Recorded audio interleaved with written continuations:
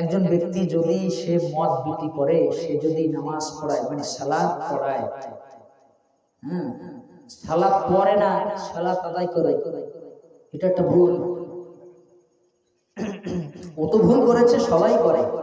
কোরআন তেলাওয়াত করে আর সালাত আদায় করে, কোরআন পাঠ করা হয় আর সালাত আদায় করা হয়।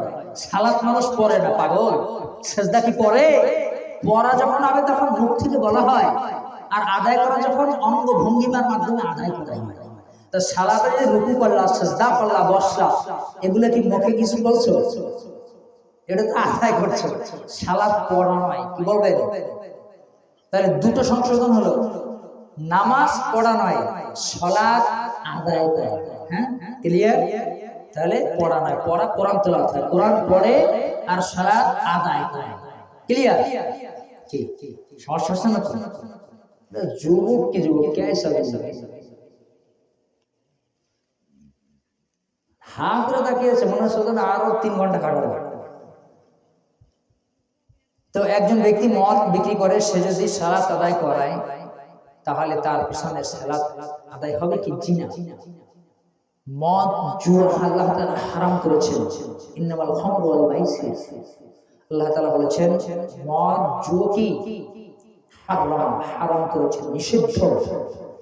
নিষিদ্ধ কাজে যে রায় দিবে সেও হারাম কাজের অংশীদার করেছে।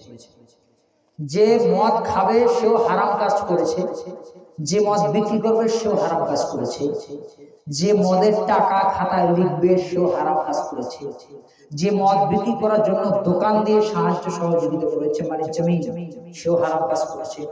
ওই দোকানে যে বিদ্যুতের লাইন দিয়ে সহযোগিতা করেছে সেও হারাম কাজ করেছে। কারণ রাতের বেলা লিখতে পারতে না, ওই বিদ্যুতের কারণে রাতের বেলা ওই হারাম কাজ দেখিয়ে। কথা কি বুঝতে পারলেন?